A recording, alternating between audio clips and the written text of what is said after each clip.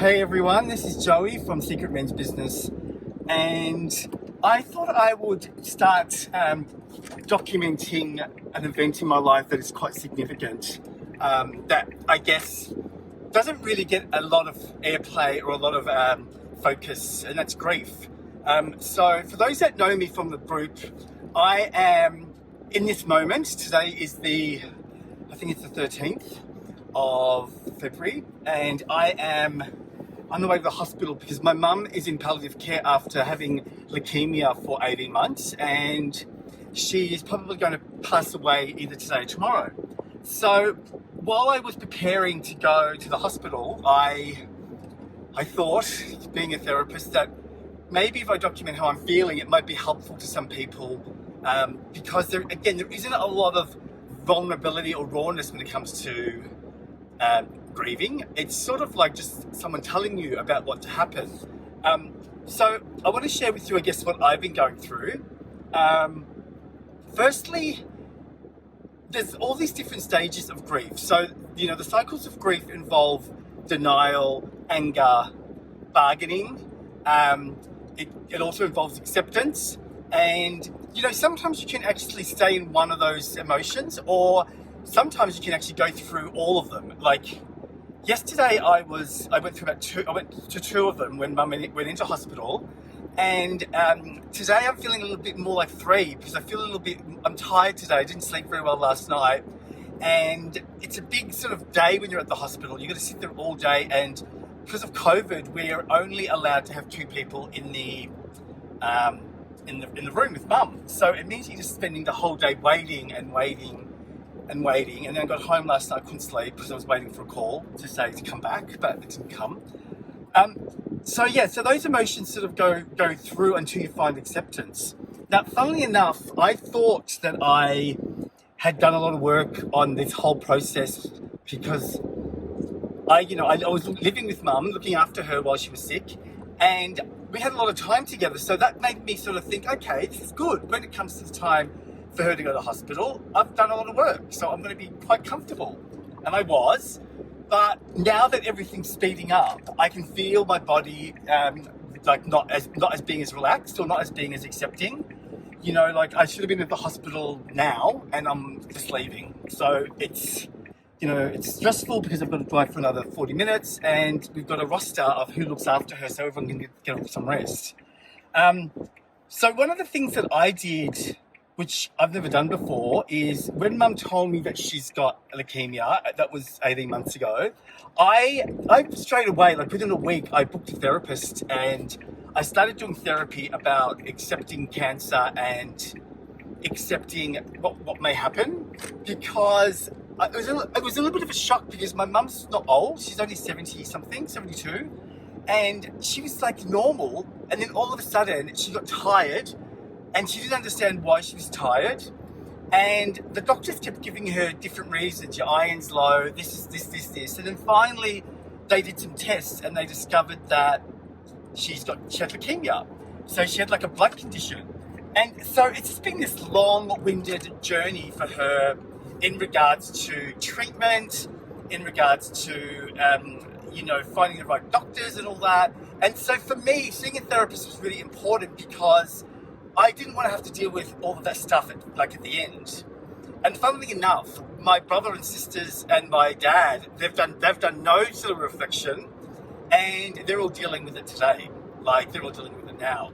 And they're dealing with it quite differently to, say, each other. So my sister's very controlling. So the way that she copes is she needs to organize everything. The roster, the times that people go in, and what we have to buy and bring and all that. So she's very organized, and that helps her to be distracted. While my younger brother, he deals with anger. So when we were at the hospital yesterday and the COVID rules came out, and it was only 2 people at a time, he just kept yelling at the nurse and screaming, and it was really uncomfortable, but that's how he did it. And then my other brother, he does it by running away, which is bizarre. He arrived at the hospital, walked into Mum's room, she said hello, and then he left and ran away and didn't come back. So he's obviously not ready to see Mum looking like that. So yeah, it's interesting how the four of us are dealing with it differently. And then my dad, I think, is in shock. So he sort of like is thinking that she's going to get better. And even though she's in palliative care now, he's still not getting it. So again, it's really interesting. And that's why I thought I'd talk about it, because we don't talk about it that much. So let's go back to me going to therapy. I was trying to get my mum back then to see a therapist as well, because I was feeling the benefit of it. Like, I was really getting a lot out of talking about my fear of my mum dying, the fact that my mum and I are really close, and that she's the glue in the family, and, we've never had someone with cancer, and what do we need to do? So it was quite good. So I suggested it to mum, but she didn't want to do it. And that kept going on for the whole 18 months, suggesting it, talk to someone, it's good for you to get it out of your system. Don't be in denial, just try and work it out. But she kept pushing no.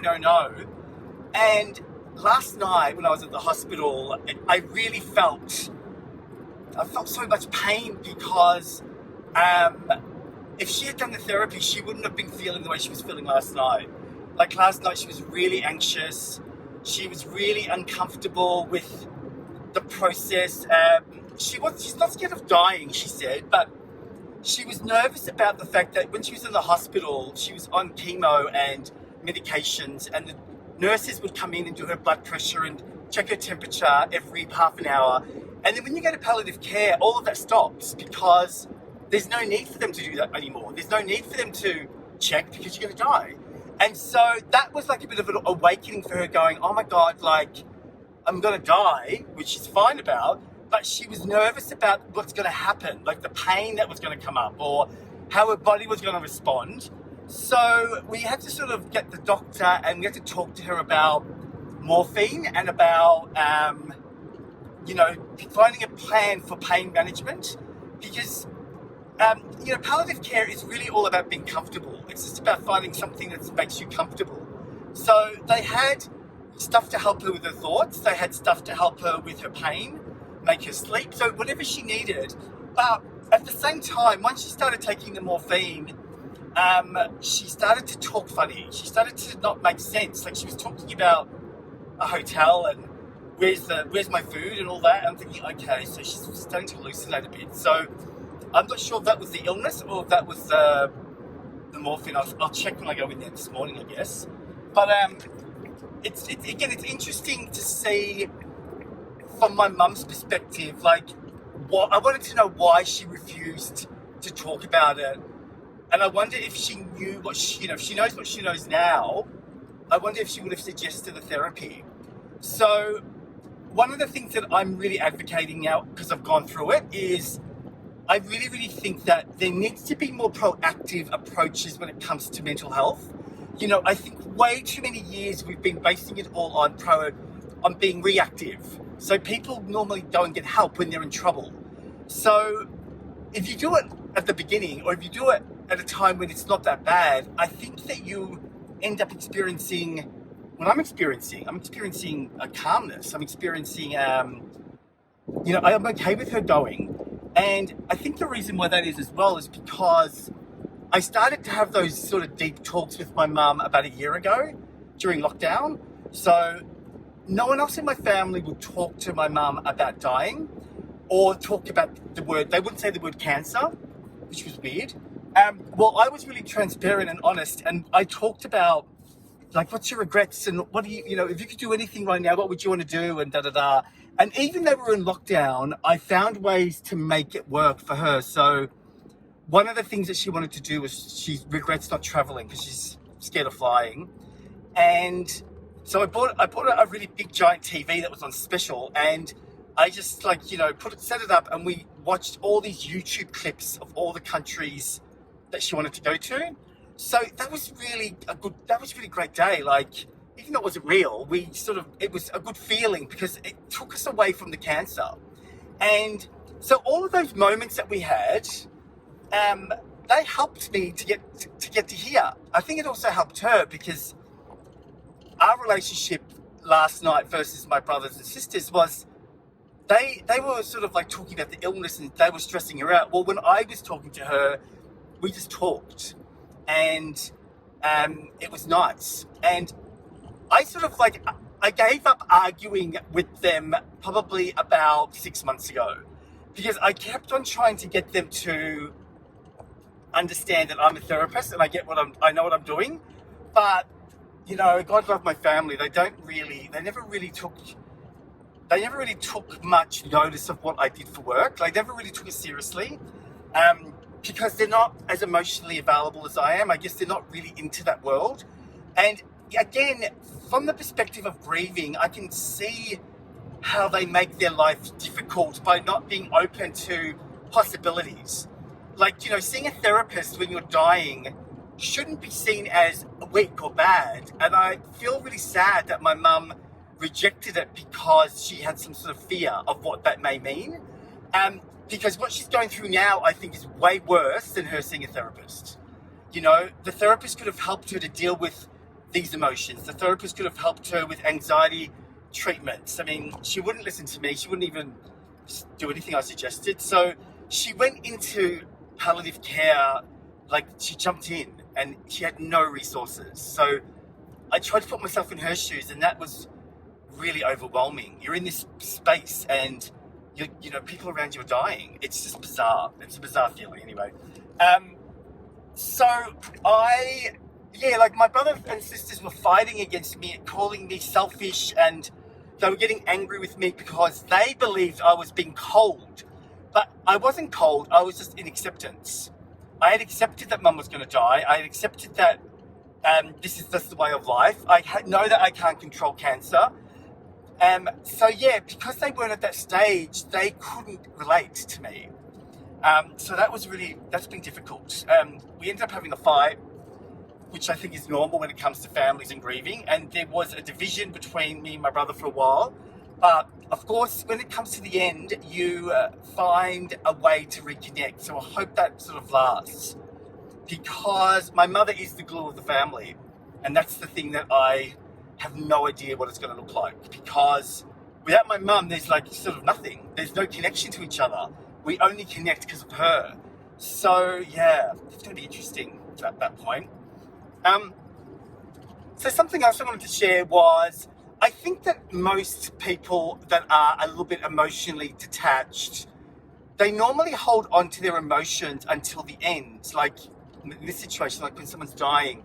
So I sort of knew there was going to be some sort of conversation with my mum, you know, around emotion, because both my parents are not very good with, sharing emotion.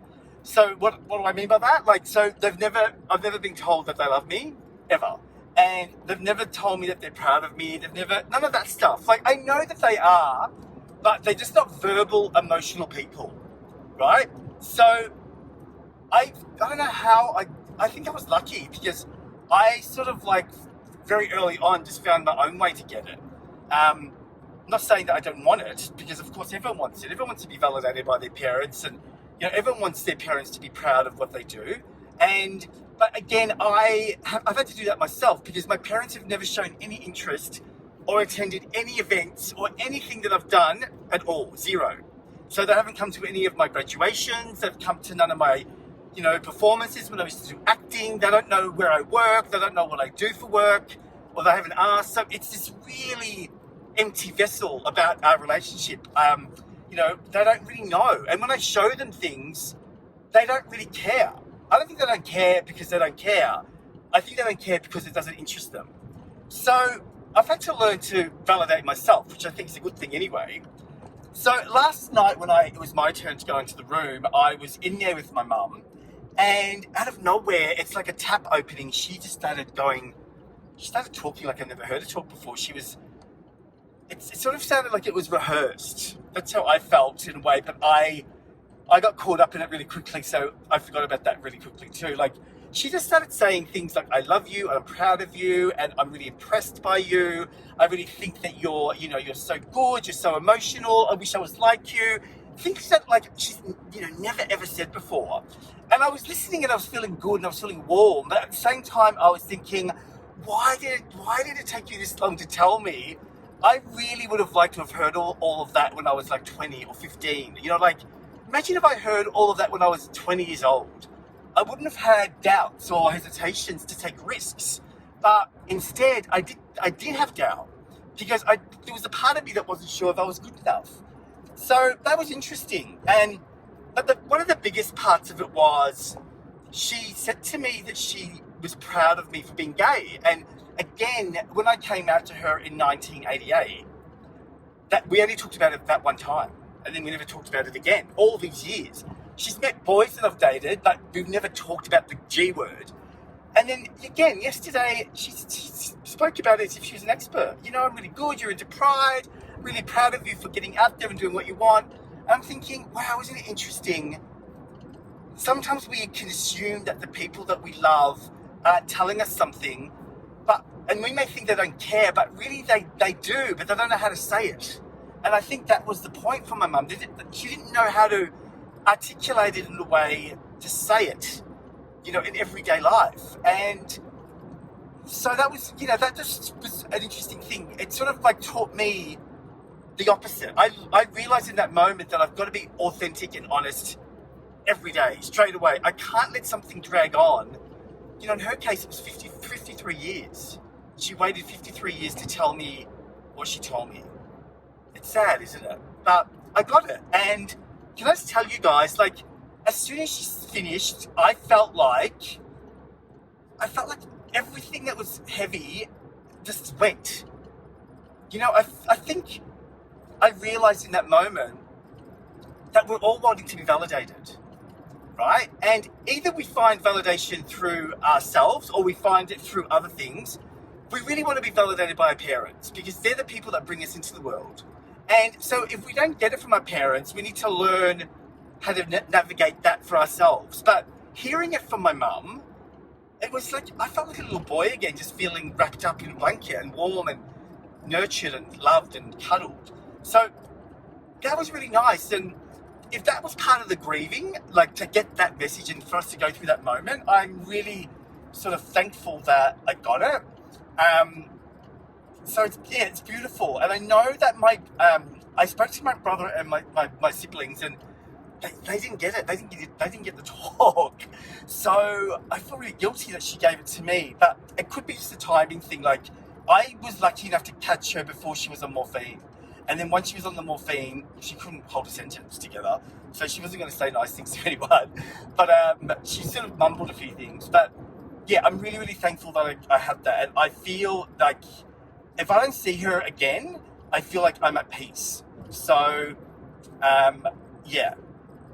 I'm Maltese, and so unfortunately I have to see her again because we have these rituals where when she passes away today, we have to bathe her, and we have to sort of do this sort of, it's not weird or anything, but it's like just celebrating her body and when she's, you know, before she goes to the morgue. And there's a very strong connection to the body. And I remember being a young child, I was only like 5, I think, or 6, and my grandmother died, and like being told that I had to go into the room and give her a kiss. At 5 years old, that's scary. And so I still find it scary. Like if I had my choice, I think that I know now that I don't like funerals. I don't like any of that last bit. Like I said, I could easily not go back to the hospital. I feel like I'm done. I feel like I've said goodbye and all that. I don't need to be there and see her body. I don't need to do any of that. I prefer to have that memory in my mind. But I know that if I didn't go, that would cause conflict with my family. And in this moment, I don't have the energy to fight. I just want to go and just be peaceful because, you know, I want it to be a good experience. I want to go to the funeral, all that, feeling good, not feeling like you're not talking and it's tense. Yeah, so that's sort of like, that's it for today. I just wanted to sort of share that with you. I might send another post once I see her and maybe I'll talk about it afterwards because I'm not going to lie, like, if you haven't seen a dead body or a person that's dying, it is a bit overwhelming if they've got a condition. Like, Mum's condition is like based on platelets in her blood. And when there's no platelets in her blood, it's like all of a sudden, within like an hour, her whole body gets covered in these sort of bruises and really, really heavy welts. And it's really a shock when you see your mum and she's covered in this stuff and she's weak and you're going, oh my God, like, who is this person? So that was really sort of, that was a shock the first time I saw her in that condition. But funnily enough, she had a blood transfusion and then 2 hours later it was gone. So I got used to it coming and going. But now there's no transfusions anymore. This is it. This is the condition. And so we are, we're seeing the world's getting bigger and bigger, which is becoming more and more of a shock. And we have to think about the kids and we have to think about how people respond and so on. And also we have to respond to her being uncomfortable and scared to see and to experience this process. Going back to the anxiety thing, like, I can't even imagine having anxiety and then having to know that you're going to die. For me, I really wanted her just to be comfortable knowing that she's crossing over and she's just going to let go. I think she's going to struggle and fight a little bit. She's not going to let go because she was demonstrating that just yesterday, just being in the room. Like, she didn't want to let go of simple things like the color of the wall. She was getting upset about that. So if she's getting upset about the color of the wall, then she's going to be upset to say goodbye and just go. So that was another one of my mum's problems, is that my mum is a bit like my sister. She's also got control issues.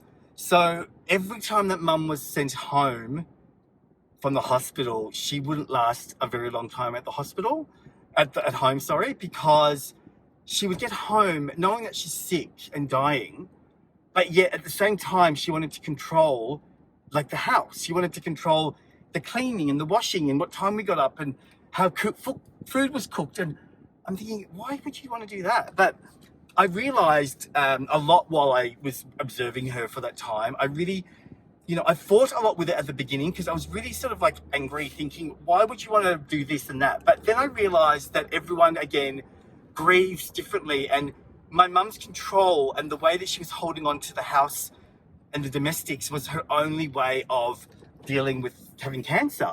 And it was probably, the only way, because she wasn't talking about it. So she would, like, scream at my dad and she would tell us how to do things, and that would give us some sort of distraction or some sort of control, I guess. But she wouldn't actually say what she was feeling at all. Zero. Which is odd, because before that she was an open book. So again, it's interesting when you get news, how you react. It's interesting how you think you know who you are and then what you do. So yeah, it's sort of a bizarre thing. You can't go in there planning or knowing what's going to happen. You can't go in there saying, I'm going to be this. Like, I honestly thought I was going to be calm, but this morning I've woken up and I don't feel as calm as yesterday. I feel tired today. I feel a little bit nervous about, I don't want to see, I don't know, I just don't want to see the body.